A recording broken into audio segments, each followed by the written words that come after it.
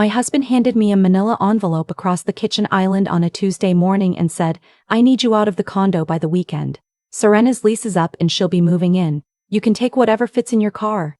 He said it the way you tell someone the dishwasher is running. Flat. Practiced. Like he'd been rehearsing it on his commute for weeks. Which, looking back, he probably had. I was standing there in my work clothes holding a travel mug of coffee I'd just made. And all I could think was that I had a 9 o'clock client call and I hadn't packed a lunch. Isn't that strange? Your marriage ends and your brain goes straight to lunch. I set down the mug. I looked at the envelope. I looked at the envelope. I looked at him. "You might want to double check who's actually on title for this unit," I said. "I'll see you tonight." Then I picked up my bag and drove to work. I'm a forensic auditor. I'd spent 15 years finding the numbers people don't want found. I track money through shell companies and vendor invoices and expensed lunches that were never business. I am, professionally speaking, someone who is very difficult to surprise. My husband spent 8 months conducting an affair with a life coach named Serena, and I'll be honest with you, I knew for 6 of them. The first time I suspected something, it wasn't perfume or a strange receipt. It was a Tuesday evening last March when he came home energized in a way I hadn't seen in years. Not happy, exactly. Buzzing. The kind of energy that needs somewhere to go. He said he'd had a breakthrough in his one-on-one coaching session. He'd started seeing Serena Clark, certified life coach and mindfulness facilitator, back in January. He'd found her through a colleague, he said. She was helping him figure out his next chapter professionally. He'd been restless since his department got restructured. I understood that. I supported it. The buzzing continued for 3 weeks. Then came the late evenings. Then the weekend clarity retreat in Collingwood that he went to alone because, he said, I wasn't ready for that kind of inner work. I didn't argue. I called my mother that night and she said, quietly, the way she says things that matter, "My real, you were raised to notice patterns. So notice them." My mother is a retired tax lawyer from Quebec City. She did not raise me to cry into a phone. She raised me to document. So I documented. Here's what I found over the following 6 weeks. His coaching sessions had gone from bi-weekly at $200 an hour to 3 times a week, invoiced under Clark Wellness Consulting. I pulled the charges from our joint account. $11,000 in 4 months, all e-transferred to a business account I couldn't find registered anywhere in Ontario. No GST, HST number. No record with the CRA Business Registry. No website that had existed more than 14 months ago. I found her Instagram. Linen sets on Airbnb patios. Oat lattes in ceramic cups. Captions about radical authenticity and nervous system regulation. A white Audi Q5 in one photo, lake in the background somewhere north of Barrie. A facial at a spa in Yorkville in another.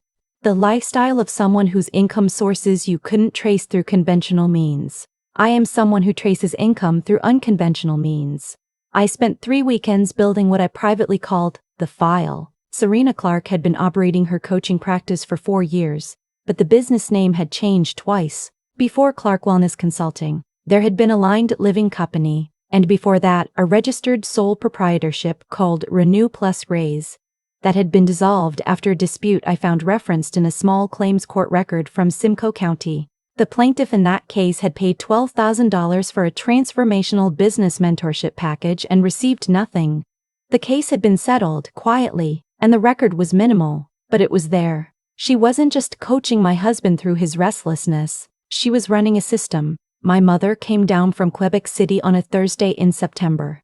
She sat at my kitchen table, my kitchen, in my condo. And she looked at the file I'd built, and she was quiet for a long time. "You have enough," she said. "Not quite," I said. "Mirel. I need the others." She looked at me over her reading glasses. "How many?" "I think 4, at minimum." Finding them was not simple, but it also wasn't as hard as it should have been, because Serena Clark had made a critical error that most people in her position make. She'd asked her clients for testimonials.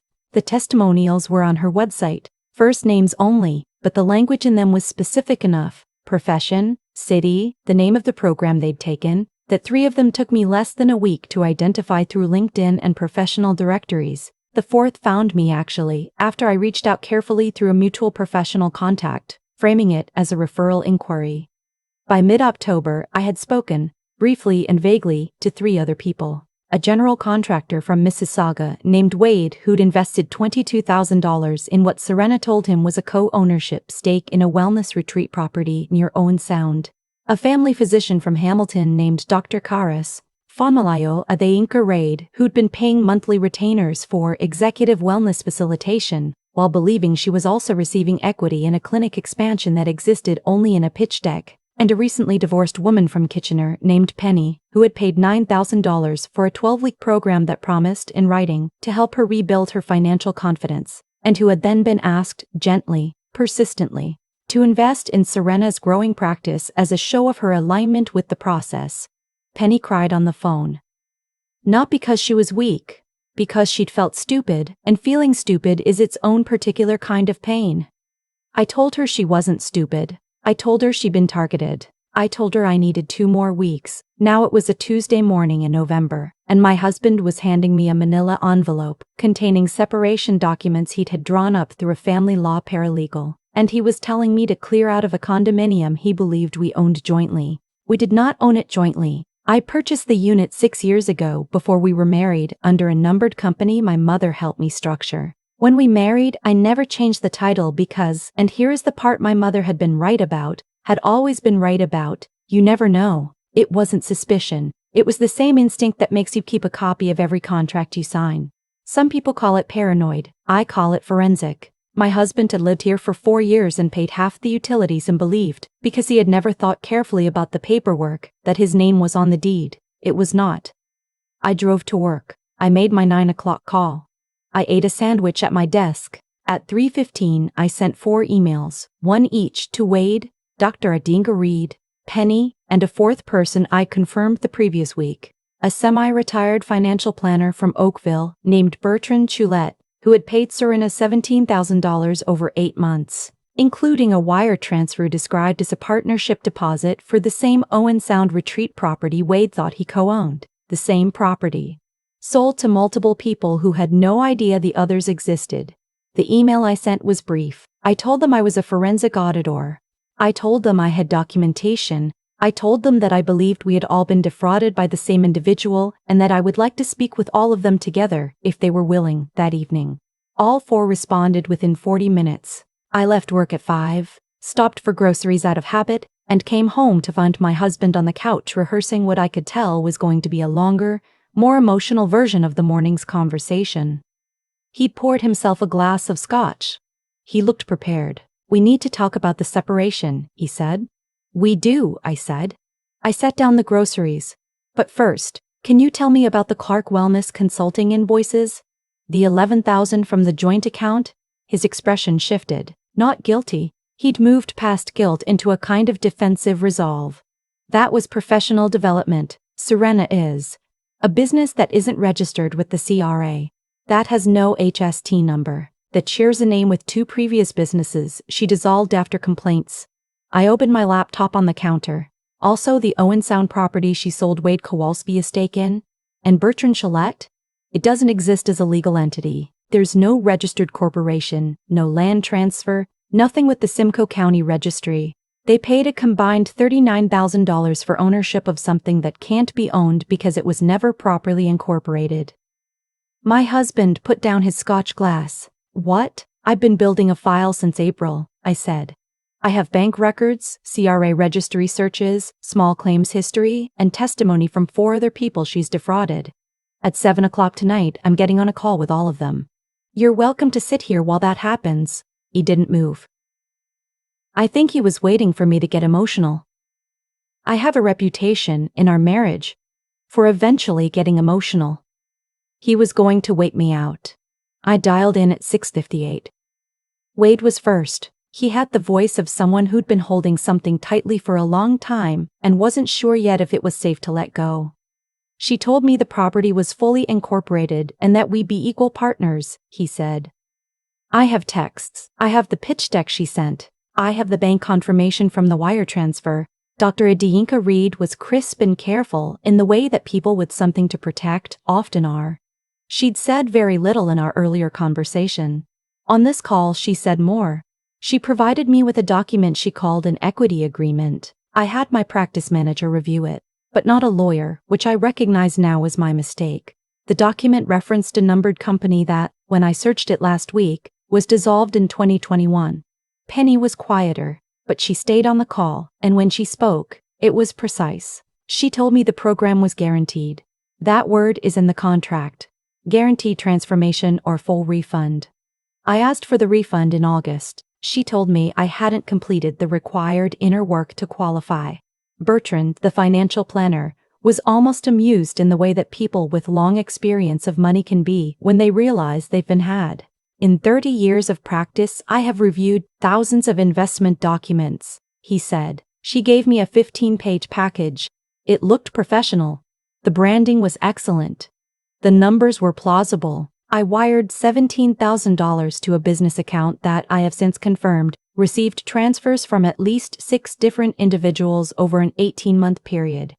My husband had not moved from the couch. He was listening. I said, the account she uses, Clark Wellness Consulting, has been receiving income that almost certainly hasn't been fully reported. The volume of transfers I can document across just the 5 of us exceeds $70,000.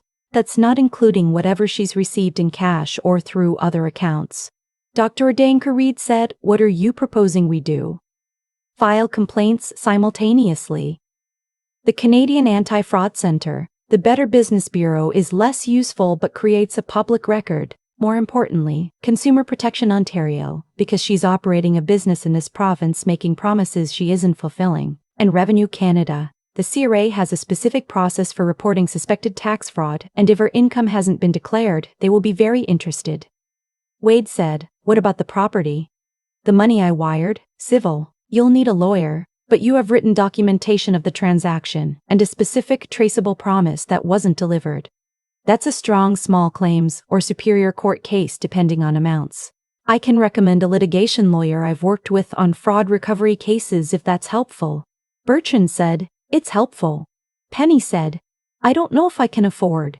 Some lawyers will take this kind of case on contingency, I said.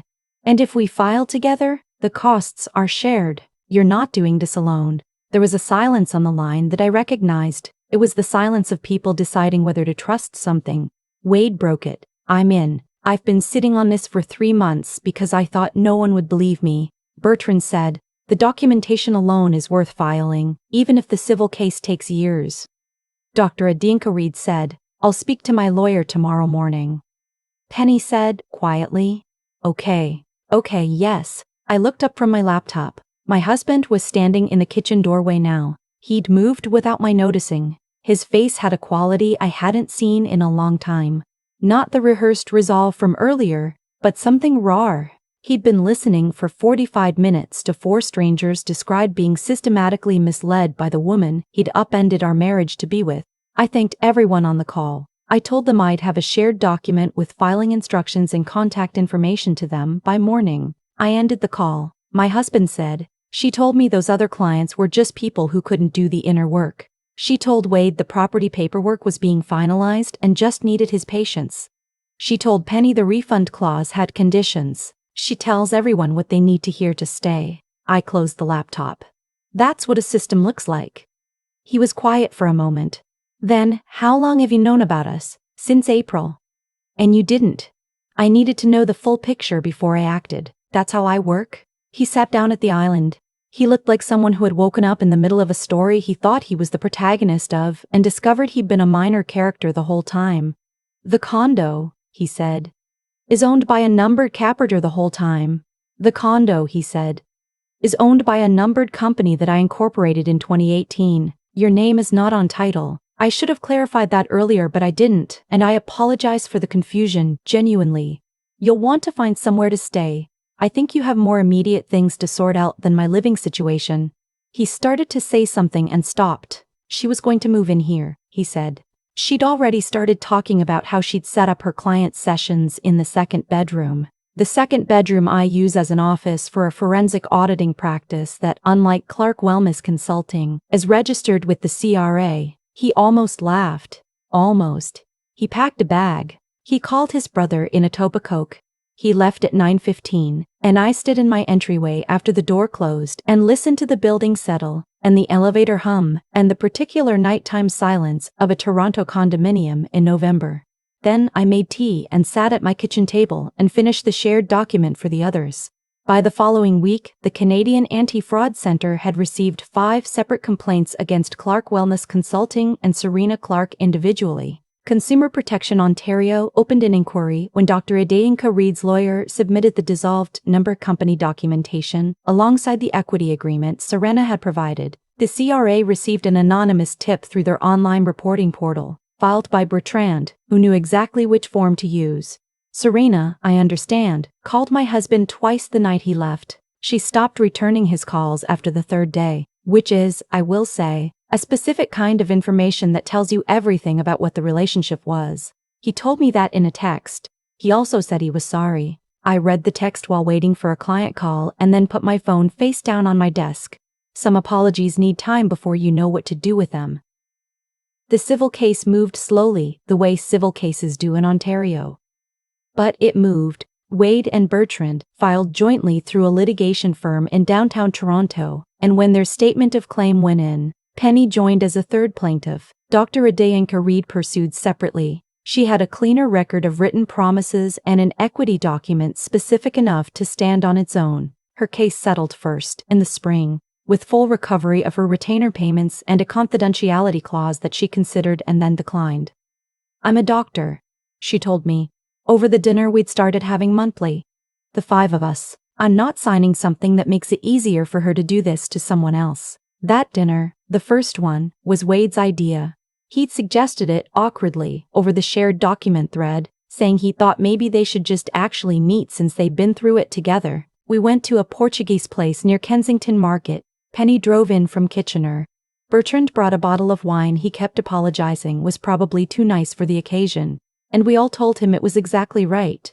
It was the strangest feeling sitting around a table with people I'd met because we'd been wronged in overlapping ways. But there was something in it, not quite friendship at first, something more like the specific relief of being fully understood. My marriage ended formally in March. Our separation agreement was straightforward because we'd been together only 4 years, had kept most assets separate, and my husband, to his considerable credit, did not contest a single thing. His lawyer apparently advised him that contesting the condo title would be both expensive and futile.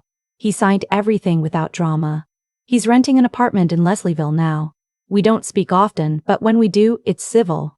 I think he's embarrassed more than anything. I understand embarrassment. It's a survivable feeling. What I didn't expect was the professional turn. I'd been doing forensic auditing for corporate clients, supply chain fraud, expense manipulation, contractor kickbacks, the kind of work that happens in spreadsheets and conference rooms, invisible to everyone except the people it catches.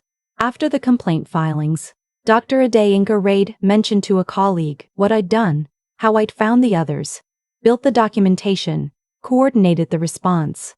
That colleague mentioned it to someone else. By summer I had 3 inquiries from individuals, not corporations, who suspected they were being financially manipulated by someone close to them. A woman in Brampton, who believed her business partner was skimming from their shared accounts. A man in Ottawa whose financial advisor was charging fees for services never rendered. A retired teacher in London, Ontario who'd been enrolled by a family member in a network marketing scheme disguised as a wellness company. I wasn't sure at first that this was something I should take on. My training is corporate, but the methodology is the same. You follow the money. You document the pattern. You build something that holds up. I started taking the cases. I restructured my practice slightly, added a services page for what I was calling, carefully, individual financial forensics consultation. My accountant said the business case was sound. My mother said it was about time. I taught a session at a continuing education event for financial advisors in the fall. 2 hours on recognizing early indicators of financial fraud in personal and professional relationships. 43 people registered. The feedback form asked if I'd be willing to present again. I said yes. Penny came to that session. She sat in the 3rd row and took notes I could see were meticulous, which didn't surprise me, because Penny, it turned out, was meticulous about most things. She'd gone back to school in September, business administration at Conestoga. The program she'd originally been trying to build confidence to pursue when Serena Clark had found her. She said she felt strange about it, going back at 41. I told her that she'd been a reliable, careful member of a 5-person coordinated fraud response and that Conestoga had no idea what was coming for it. She laughed. It was a good laugh. The last time I spoke to my mother about all of it, she asked if I regretted the way things had unfolded. The marriage, the file, the months of documenting while living in the same space as someone who was lying to me. I thought about it honestly. I regret that he made the choices he made, I said. I don't regret how I responded to them. She said, that's the right answer. I said, you taught me that. She said, I taught you to read the page and the spaces between the lines. You did the rest yourself. On a Saturday in late November, a year, almost exactly, from the morning my husband handed me that envelope, I made coffee in my kitchen, in my condo, and I sat at the table where my mother had looked at the file and said, you have enough. The light came in from the west in a particular way. It does in November in Toronto, low and gold and a little melancholy. I had a call at 10 with a new client, a graphic designer in Gatineau who discovered her former partner had been using her business's GST account for personal purchases for 3 years. I had dinner with Wade and the others on Saturday. I had a draft proposal to review for the spring continuing education calendar. My life looked nothing like the life I thought I was building when I signed the separation agreement. It looked better, not easier, better. There is a difference, and I know it now in a way I didn't before. The future, as my mother would say, is a document you get to write yourself, as long as you've kept good records. I opened my laptop and started the call.